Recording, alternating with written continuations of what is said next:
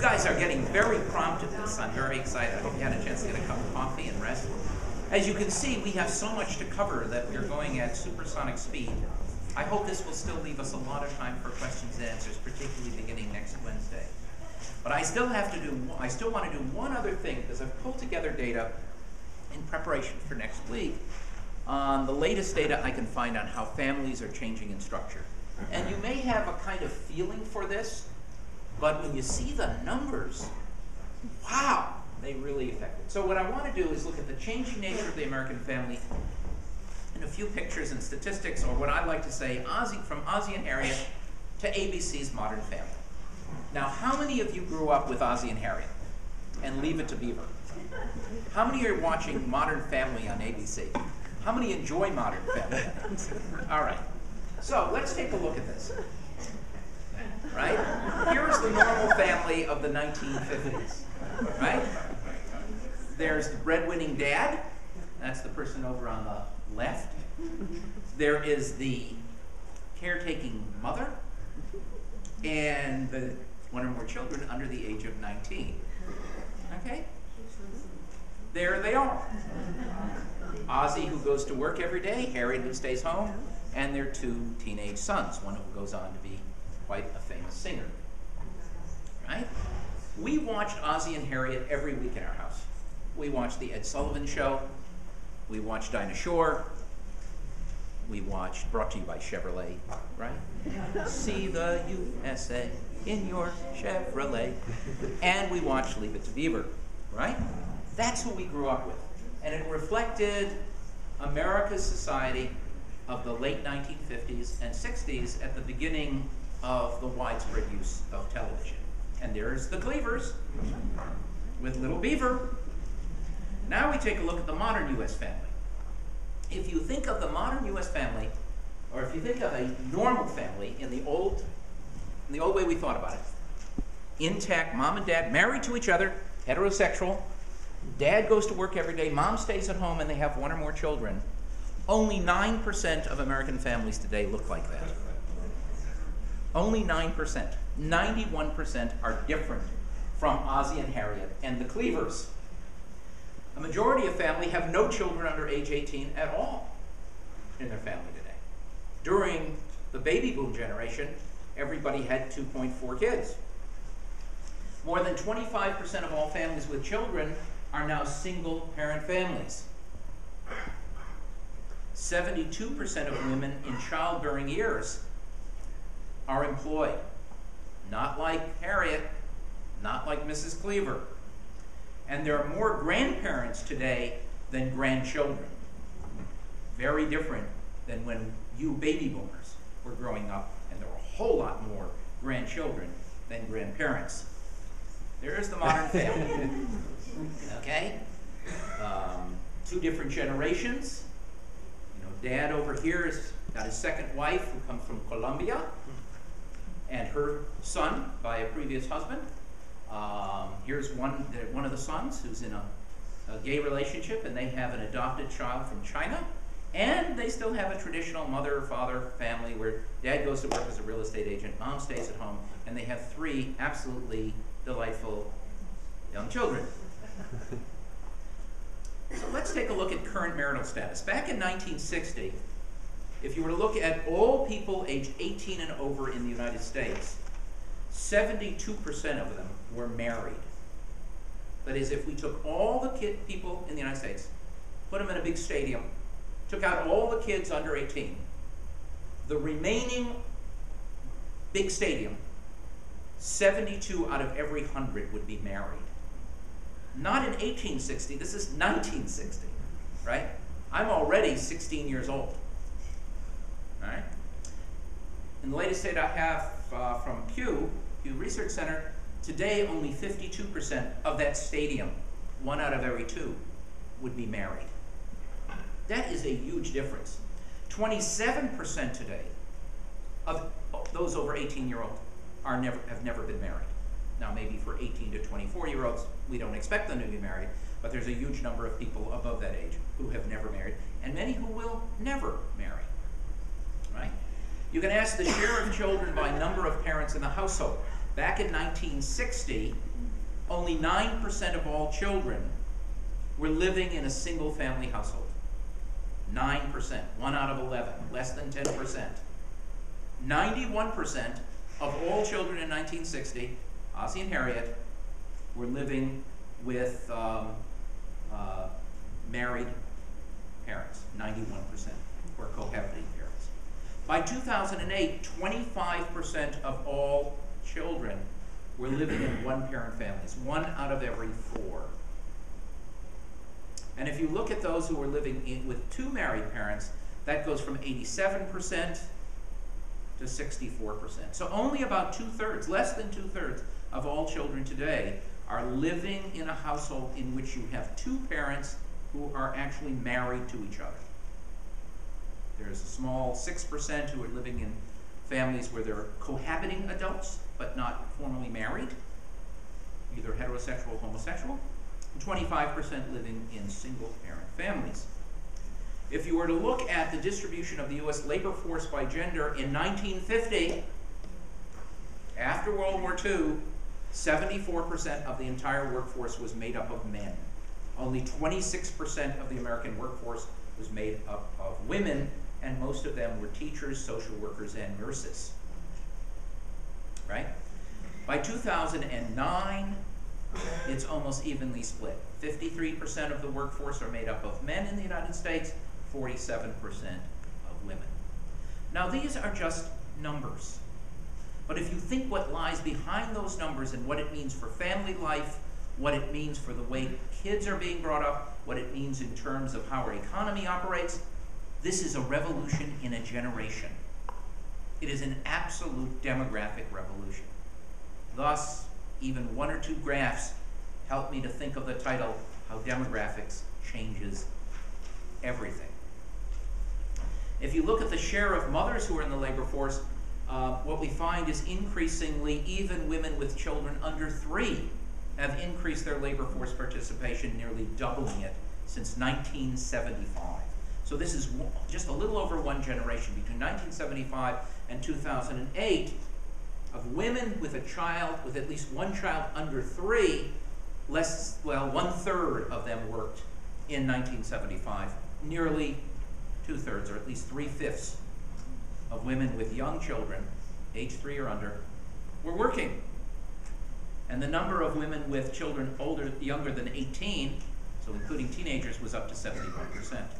So it isn't just women waiting to, their kids are off to college that are going back into the workforce.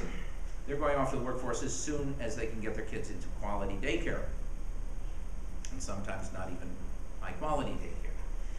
If you look at this by race, you see a real significant difference and growing over time. The number of the percent of adults 18 and over who were married back in 1960, 74% of whites, 72% of Hispanics, and 61% of blacks. That is, more than 3 out of 5 black adults were married back in 1960. By 2008, just a little over half, 56% of whites were married, 50% of Hispanics, down from 72%, and less than 1/3 of black men and women over the age of 18 were married in 2008, down from 61%. That's huge. That's a gargantuan change. Another way of looking at it are just these charts, and it makes it so clear. Again, we're looking at ages 18 and over, married from 72% to 52% across all race and ethnic groups, from almost 3/4 to just barely half, just over half. Never married nearly doubles, from 15 to 27%, and those who are separated or divorced goes from 5% to 14%. Gargantuan change. If we look at the share of births to unmarried women, and we look at it by race, right, we see that among whites, which is the blue line here, it goes from just 2% of all births to unmarried white women in 1960 to 29%, a 15-fold increase in a generation or 2 generations. Among blacks, it goes from 38% to 72%. 72% of all children born to black women are born to black unmarried women. Right? I'm not suggesting good or bad, I'm just suggesting different. And what does that mean for these children growing up? What does it mean for life in communities that are heavily African American or Hispanic? And what does it mean for white families? How does it affect the children? How does it affect the adults? How does it affect families in which there is a need for two breadwinners, but there may only be one? If we look at the share of children with never married parent by race and ethnicity, so these are parents who never ever married, it goes from 2% to 41% among whites, and from 1 to 7 among whites. Again, major racial and to some extent ethnic, but particularly racial differences. We can skip that. If we look at the median age at first marriage, for men it's gone from 22.8% in 22.8 years in 1960 to over 28 years today. So the median, that means that half of all men age 18 and over who got married in 1960 were 22.8 years or younger, right? The other half were older than that. By 2009, you had 28%, right? They had half who got married before age 28, but half who got married after age 28. And if you look at it by educational attainment, you will also see some pretty spectacular differences growing over time. If you look at college graduate or higher, which is the gold line, the top line, if you look at the kind of green line, dark green, high school or less, and the light green line, which is some college, you'll notice there wasn't much difference back in 1960 by educational attainment. The share who were married was pretty much the same, 76, 72, 69. But by 2008, that spread out quite wide, from 64% of college graduates who are currently married in 2008 to only 48% of those who are high school graduates or high school dropouts. So education is becoming one of the things that differentiates. We've also seen a tremendous increase in cohabitation among couples. Living in sin, we used to call that in the 1960s. But even from 1990 to 2008, it has doubled from 3 million to 6 million. This is the new American family. And if we look at the US relative to the European Union, there's a very interesting statistic that comes out. We marry at a much higher rate. Twice as often we get married. But we also get divorced at more than twice that rate. So we tend to marry and divorce, marry and divorce, marry and divorce, which is less often true in Europe. Pew asked the question, is marriage becoming obsolete? You see that there is at least some difference by age. Among those who are 65 and above, I'm one of them. My wife's in the room, so I happen to believe that it's not obsolete.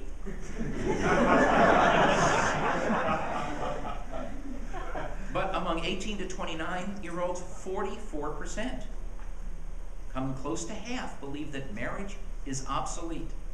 No reason to get married. Why tie yourself down? Or, I'd love to be with this person, but this institutional game of getting married with the fancy dress and walking down the aisle, and, you know, we don't need that. Certainly there. There's a difference, a very great difference in terms of education, going in exactly the opposite direction that I thought, right? Only 27% of college graduates think that marriage is obsolete, but 45% of those who have high school or less. My guess was it went the other way around. That, you know, college people would say, huh, what do we need this, you know, state-imposed marriage certificate, da-da-da, but that for high school kids, this would still be seen as something. Just the opposite. Staggered me, staggered Pew, right? Changing norms in marriage, the Pew asked, the percent saying marriages work better when husband provides and the wife takes care of the house and children, good old Ozzie, good old Harriet. Back in 1977, way after Ozzie and Harriet, 43% thought that the better marriages work better when the husband provides. 48% felt that already, a little bit more, felt that it's better when the husband and wife both have jobs. But look at by 2010, that shifts to 30-62. Unfortunately, they don't have numbers. They never asked this question back earlier than 77. But if they had, I would have expected that back in 1960, you would have had an exact reversal of what you see in 2010. Also, we had a very rapid increase in the divorce rate from about 2% to 5% in 1980. But as a matter of fact, and again, I was surprised by that, the divorce rate is falling and has been falling for the last 30 years. About 5% to 3.6%. Share of women ages 40 to 44 with no children, and presumably most of these will never have children, has also grown from about 10 to 18%. So we're closing in on 1/5 of women never having children, up from 1 in 10. And if you look at the intermarriage rate, you'll see that you see intermarriage going from about 2% to 15%. Now, I thought it meant initially, does this mean interracial marriages? No, this is interracial and interethnic. So it would be a Hispanic marrying a non-Hispanic, as well as an African American and a white marrying. Still from 2 to 15. Again, a pretty great change in intermarriage. The older couple in the modern family, Hispanic woman from Colombia and an old white guy. The other thing is the change in the extended family, the multi-generational family. So here is where you have, grandparents, parents, and grandchildren living in the same household.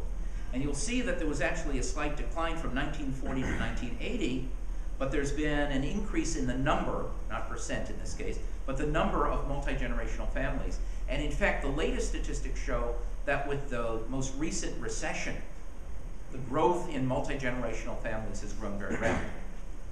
Young kids who you baby boomers thought you'd got rid of forever are coming back home.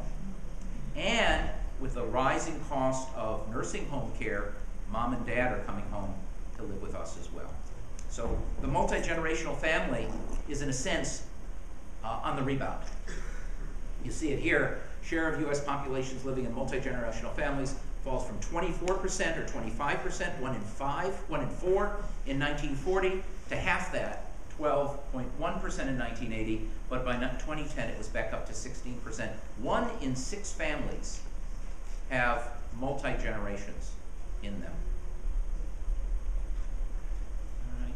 And if we look at the share of populations living in multi-generational families, you'll see that we have about 20% of those who are 55 or above are living in multi-generational families, presumably living with their children, older people living with their children.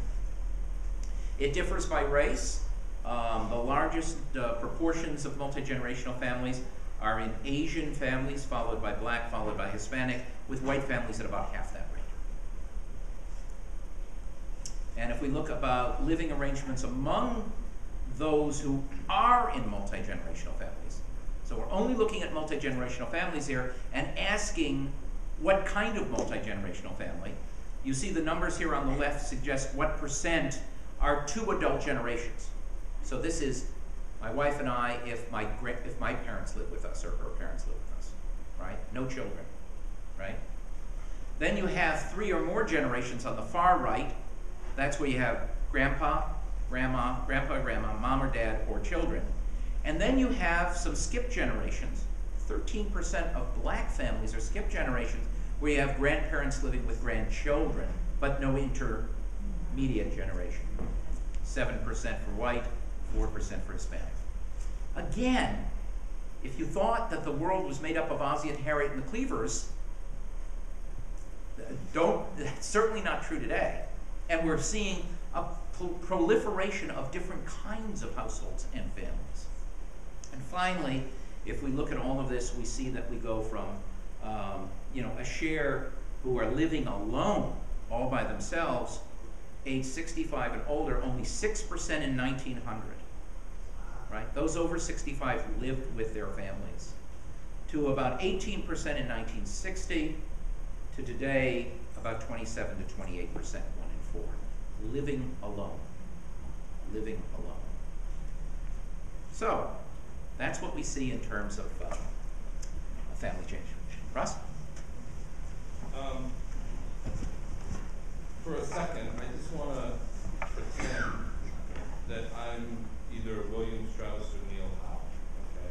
And like you, I have my reservations about their theory, but I want to try and very quickly synthesize bring together the two presentations that you have 60 seconds. Okay.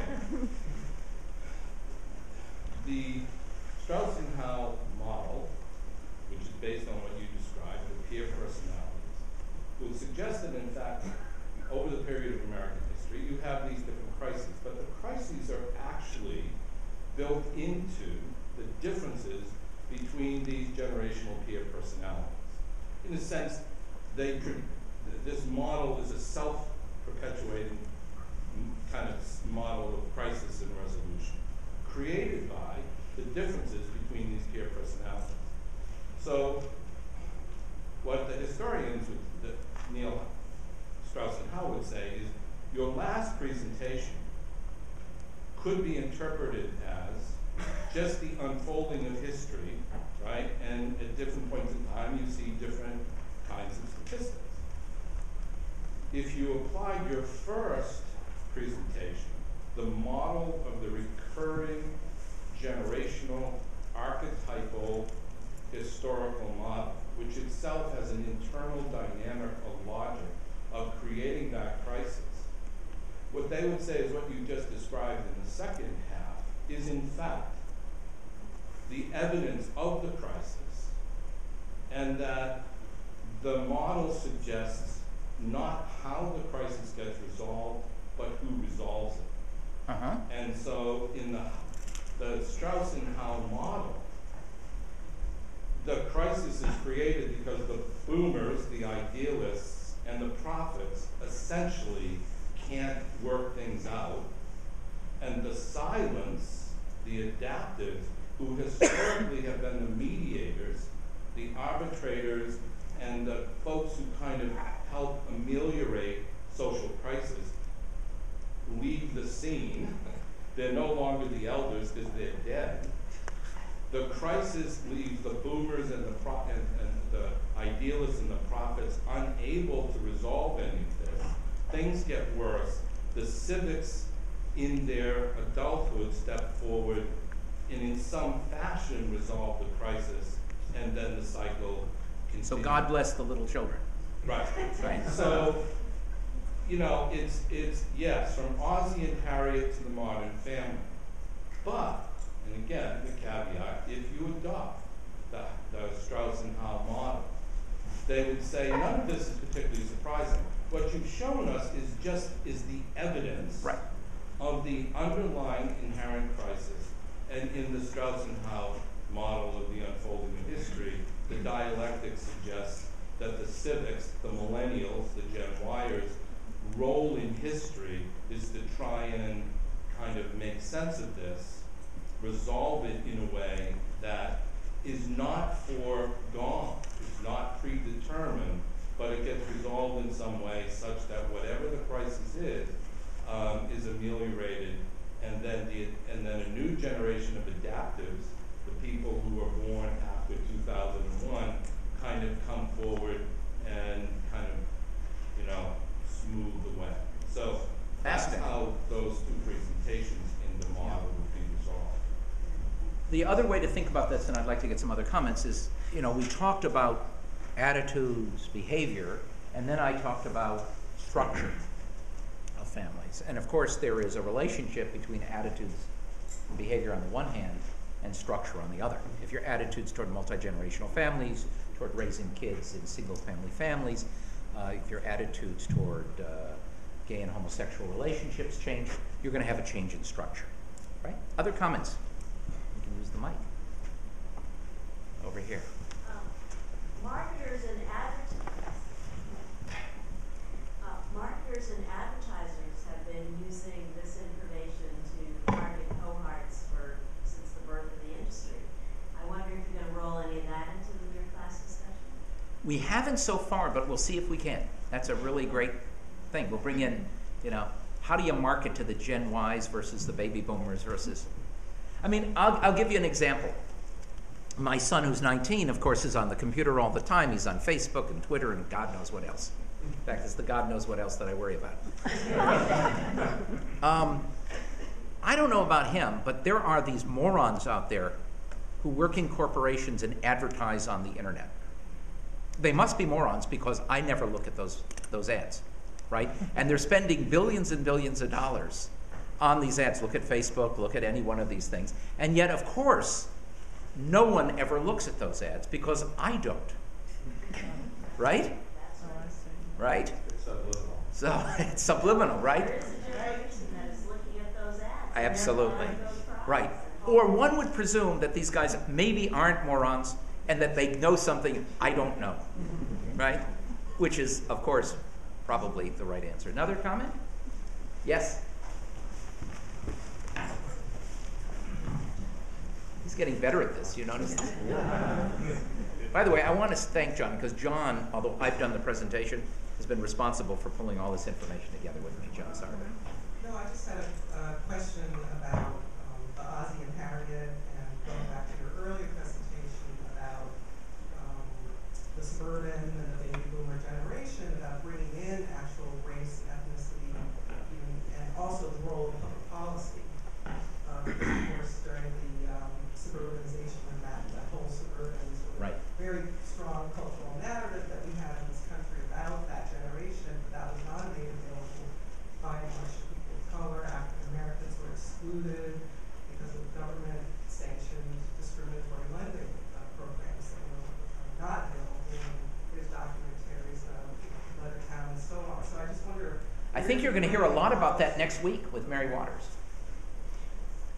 Back here.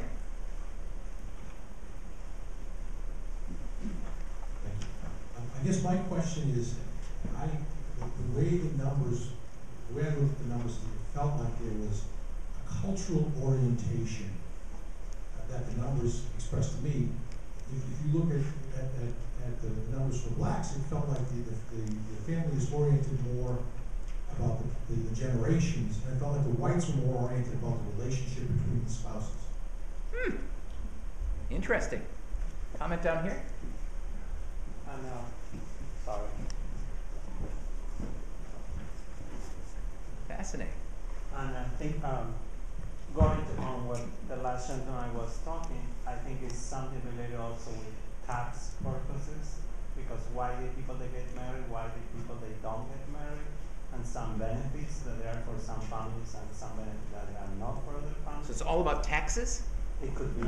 I would like to see the numbers, why the people they don't get married, which is the low income or how much money they make against the other that they are married. Right. Marginal tax rates matter. Okay.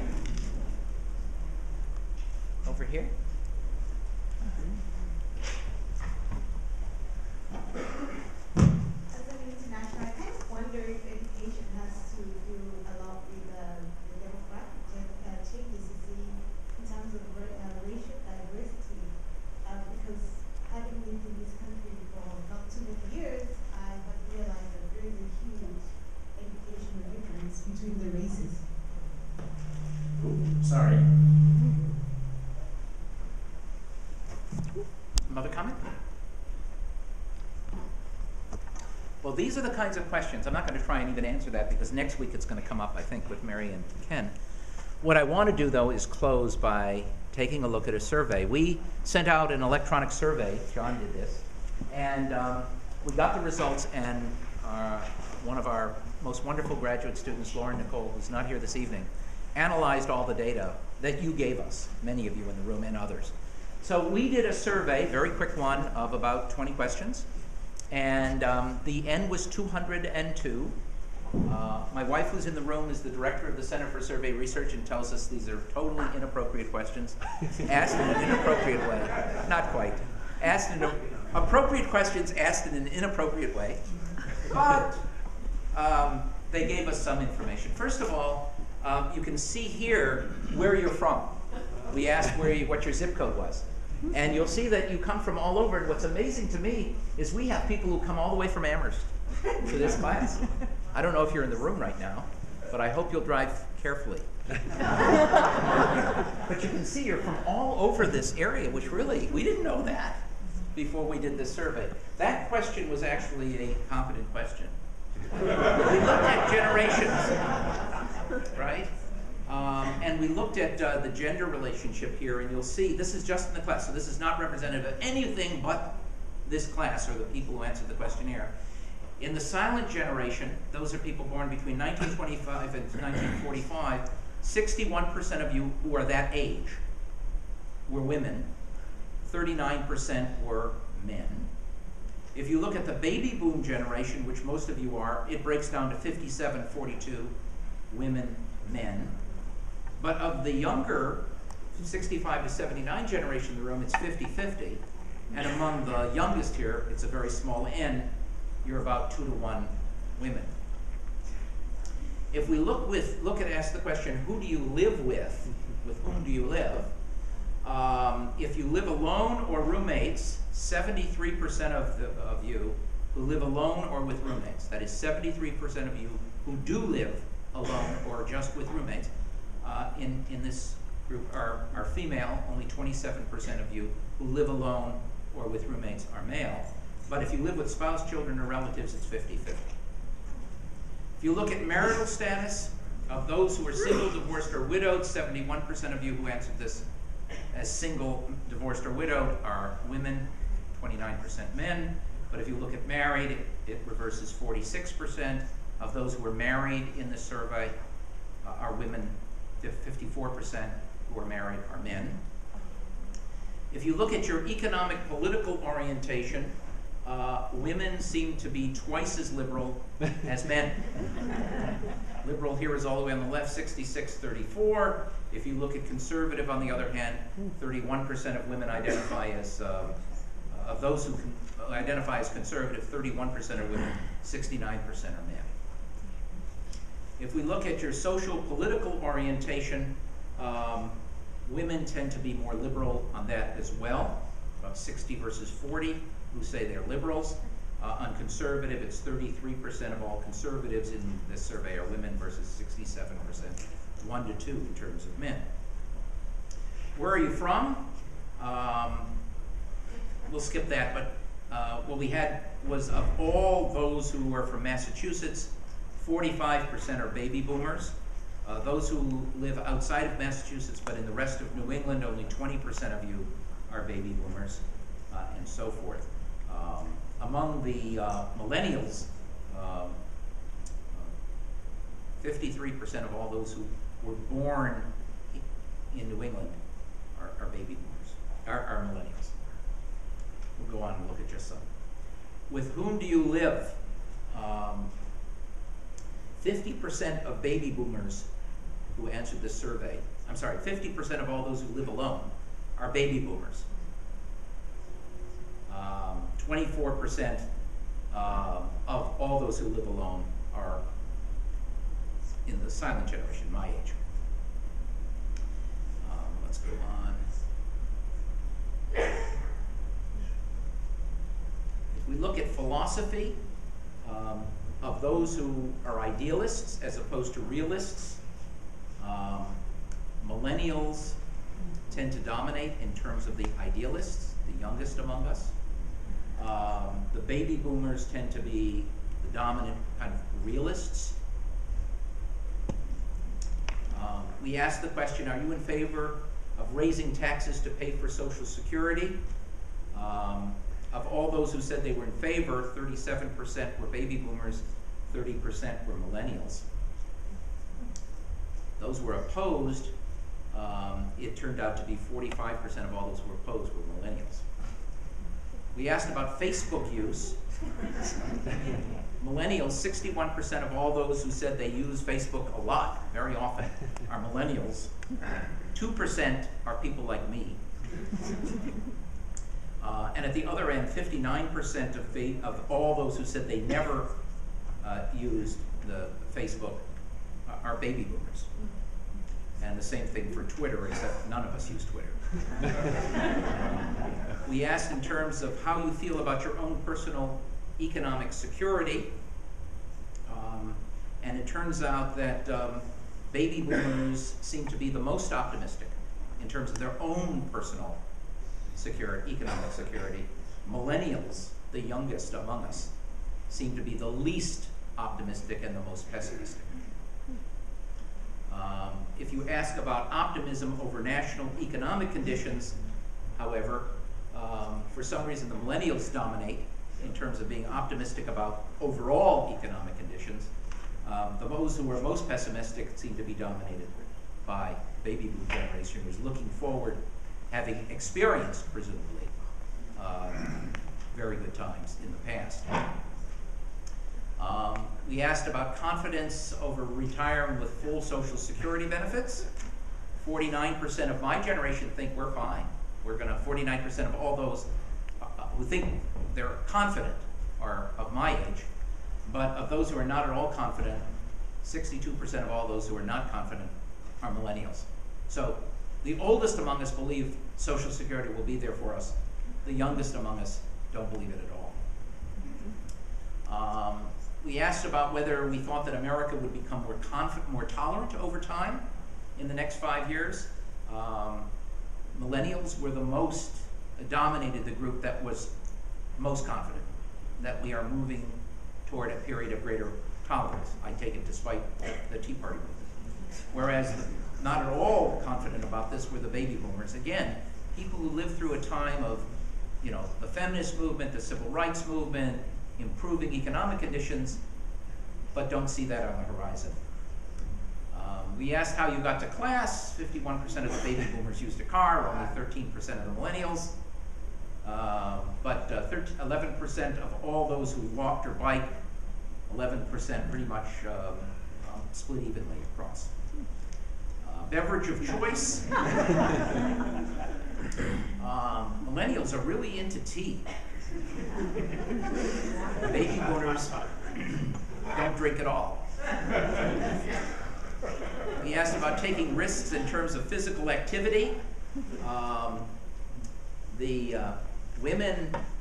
Men tended to be a little bit more likely to say that they were willing to take a lot of risk when it came to physical activity. Women were much more likely to say very little, not going to take much risk. We asked about taking risks in changing occupations. Some differences there. Women were actually telling us they were more likely to take a risk in changing occupations. Men are scared to death of doing that. We asked about raising taxes to fund Social Security. 62% of women were in favor of raising taxes to pay for Social Security. Only 38% of men, obviously the reversal, who were against it. Optimism over personal security, I think we touched. So that's what we found. So these are the kinds of things that we're going to be talking about all semester. It has to do with kind of generational changes, racial and ethnic changes, changes by gender. We're going to look at it over space and time. Stay tuned. We're going to have some fun this term. Barry, quick question about the recommended readings. Yeah. Maybe you suggested we read that first chapter for tonight. What about the other readings? Well, we're going to be, John and I are going to be putting on readings every week. Some of them are going to be recommended by our speakers, but they'll be on the website, and they'll be there for you as suggested readings. See you next Wednesday night, not Thursday, Wednesday night right here. Bring your friends. We're going to have fun.